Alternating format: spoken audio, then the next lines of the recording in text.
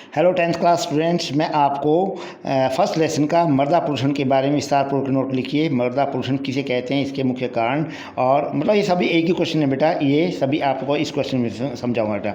भूमि प्रदूषण का अर्थ मनुष्य के हस्तक्षेप एवं दुरुपयोग द्वारा जब मृदा में भौतिक व जैविक या रासायनिक परिवर्तन हो जाए तो उसके वास्तविक गुणवत्ता उत्पादकता का कम हवास हो तो उसे हवास क्या होता है, नुकसान हो तो भूमि का प्रदूषण कहा जाता है। एक अपनी प्रकृति चीज़ से बेटा हम किसी भी चीज़ को ज़्यादा फसल लेने की कोशिश करते हैं, आदमी कीटनाशक दवाई डालता है, ज़्यादा उसको उखाड़ता है और वो करता है, तो वो एक मतलब नेचुरल रूप से न होकर के प्राकृतिक रूप मतलब मानवीय के रूप में आ जाए और उससे ज़्यादा मतलब अपने फ़ायदे के लिए करता है, तो भूमि प्रदूषण कहलाता है।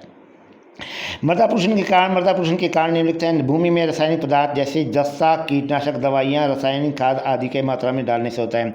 कीटनाशक दवाइयों के डालने से बेटा और कीटनाशक मतलब रासायनिक खाद और उनके डालने से उर्वरा शक्ति खत्म हो जाती है। सेकंड है, उद्योगों से निकलने वाले कूड़ा करकट में बहुत से हानिकारक रासायनिक तत्व होते हैं जो वायु में मिलकर होते हैं। कई बार क्या होता है बेटा, जो औद्योगिक कूड़ा होता है मतलब उसको डालते हैं, नदी में डालते हैं, कहीं भी होता है, नदियों से फिर वो उड़ करके और छोटे छोटे कण होते हैं वो पानी में उड़ करके फिर वापस धरती पर आ जाते हैं और वो भी एक भूमि प्रदूषण का कारण बनते हैं।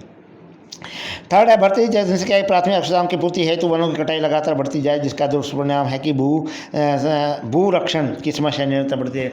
वही है जब बेटा आबादी बढ़ती जा रही है तो लोग क्या करते हैं, वो वनों की कटाई करते जा रहे हैं और जो वन है वो ख़त्म होते जा रहे हैं। भूमि जल स्तर कम होने से भी भूमि प्रदूषित होती है। ठीक है बेटा, भूमि जल स्तर मतलब भूमि से पानी निकाल लिया जाता है और है कि कृषि के लिए हो चाहे कैसे भी हो, और भूमि का जो जल स्तर होता है बेटा वो नीचे चला जाता है। पानी का मतलब जो लेवल है वो नीचे चला जाता है। दूसरी, जल को जब सिंचाई के काम में उपयोग किया जाता है, इसका मुख्य गुणवत्ता पर बुरा प्रभाव पड़ता है। दूसरी मतलब दूषित जल होता है बेटा, कई बार क्या होता है, फैक्ट्रियों का पानी या गटर का पानी ऐसे ज़मीन में खेतों में लगा दिया जाता है, उसका भी एक प्रदूषण का कारण होता है। घरेलू कूड़ा करकट भूमि का निरंतर प्रदूषित करता है, क्योंकि घरेलू कूड़ा करकट में कांच, प्लास्टिक या पॉलीथीन आदि पदार्थ भूमि के लिए हानिकारक होते हैं। कई बार क्या होता है, घर का कूड़ा होता है या कोई भी होता है, प्लास्टिक है या कांच की बोतलें हैं और हम ऐसी ज़मीन में डाल देते हैं या कूड़ा में डाल देते हैं, वो काफ़ी साल तक मतलब गलता नहीं है। ठीक है, अम्लीय वर्षा के कारण भी मृदा का अपरक्षण होता है बेटा। कई बार क्या होता है कि जो उद्योगों की बड़ी बड़ी चिमनियाँ होती है वो चिमनियों से जो धुआं और सब चीज़ें ऊपर की तरफ निकाल देते हैं, वही चीज़ें धुआं बादल बन करके फिर अम्लीय वर्षा का कारण बनते हैं और वही बरसात का रूप लेते हैं। कृषि में रासायनिक पदार्थ खनन गतिविधियों से भी भूमि प्रदूषण को बढ़ावा मिलता है। कृषि में ज़्यादातर रासायनिक पदार्थ का इस्तेमाल करने से या भूमि में जो खदान होते हैं, खाने होते हैं, वो निकालने से भी भूमि प्रदूषण का कारण बनती है। ठीक है बेटा, भूमि मृदा प्रदूषण के प्रभाव निकलते हैं। दूषित भूमि के बैक्टीरिया मानव शरीर में पहुंचकर अनेक बीमारियां जैसे पेचिश, हैजा, टाइफाइड आदि फैलाते हैं। वही बात है बेटा, जो जिसमें ज़्यादा डालेंगे बैक्टीरिया उसी में आएंगे और वो भोजन के साथ मिलकर आदमी का नुकसान करेंगे और ये ऐसी बीमारियाँ का फैलाएंगे। कौन कौन सी? पेचिश, हैजा, टाइफाइड आदि फैलाते हैं। भूमि में कीटनाशक दवाइयों का प्रयोग में फसलों या अनाजों में भी अनेक विषैले तत्व पैदा होते हैं, हमारे स्वास्थ्य के लिए अनेक हानिकारक होते हैं। कीटनाशक दवाई होता है बेटा, मतलब वही होता है ज़्यादा फसल लेने के लिए हम उनको ज़्यादा से ज़्यादा वो कीटनाशक मतलब ऐसी चीज़ें डालते, केमिकल डालते हैं और वो अंदर उसमें फसलों के अंदर जा कर के हमें नुकसान पहुंचाती है। ठीक है बेटा, मृदा प्रदूषण से भू संरक्षण की समस्या निरंतर बढ़ती जा रही है। मृदा प्रदूषण वही है जो भूमि के अंदर ज़्यादा से ज़्यादा हम कीटनाशक दवाइयाँ डालते हैं और भी बहुत से ऐसे केमिकल डालते हैं, वो प्रदूषण के कारण बनकर के यही कारण निरंतर बढ़ती जा रही है। ठीक है बेटा, आगे मृदा प्रदूषण रोकने के लिए वायु प्रदूषण, जल प्रदूषण को रोकना चाहिए। ठीक है बेटा, वायु प्रदूषण कम से कम धुएं वाली जगह पर हो या फिर जल प्रदूषण ऐसा गंदा जल उसमें न लगाया जाए। भूमि में रासायनिक पदार्थों के उर्वरकों को कम से कम उपयोग करके इनके स्थान पर जैव नियंत्रण विधि अपनानी चाहिए।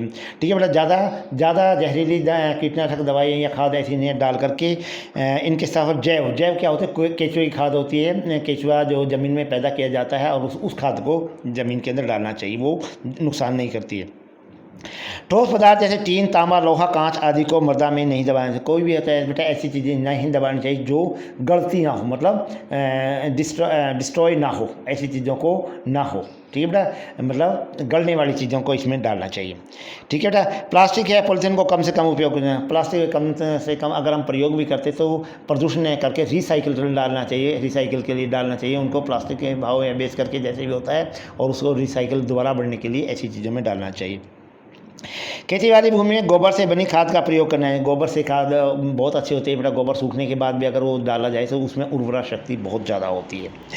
वनों जंगलों के संरक्षण हेतु तो सख्त कानून बनाया जाए ताकि वनों की अवैध कटाई, सबसे पहले बस वही बात है बेटा, सबसे ज़्यादा वनों की कटाई के ऊपर रोक लगानी चाहिए। अभी पिछले दिनों अपने स्कूल में प्रोग्राम चला था बेटा, हर एक बच्चा एक पौधा, तो सभी स्टूडेंटों को एक एक पौधा अवश्य लगाना चाहिए बेटा। ठीक है, वृक्षारोपण में अधिक से अधिक बढ़ावा दिया जाना चाहिए। वही है बेटा, कोई भी है एक आदमी को एक स्कूल में या कोई भी कर्मचारी, जितने ऑफिस में कर्मचारी करते हैं, कोई भी होता है, प्राइवेट करता है, गवर्नमेंट का करता है, हर एक आदमी को एक एक पौधा लगाना चाहिए। घर के बाहर हो, कहीं भी जगह मिले, ऐसी जगह पर जहाँ पे पौधे का संरक्षण हो, और उनको मतलब वन महोत्सव के लिए सबको एक दिन या हफ्ते में एक दिन ऐसे मनाना चाहिए ताकि ज़्यादा से ज़्यादा पेड़ लगाए जाए। ठोस पदार्थों को गलाकर चक्रीकरण के द्वारा नवीन उपयोग वस्तुएं अपनाई जाए। प्लास्टिक है या पॉलीथीन है या फिर टीन है या कोई ऐसी कांच है बेटा, उनको दोबारा रिसाइकिल में इस्तेमाल करके और दोबारा मतलब रिसाइकिल के लिए बनाना चाहिए बेटा। ठीक है बेटा, आपका ये क्वेश्चन पूरा हो गया बेटा। अब आप जैसे स्कूल रीओपन होगा आप ये क्वेश्चन करेंगे। Thank you.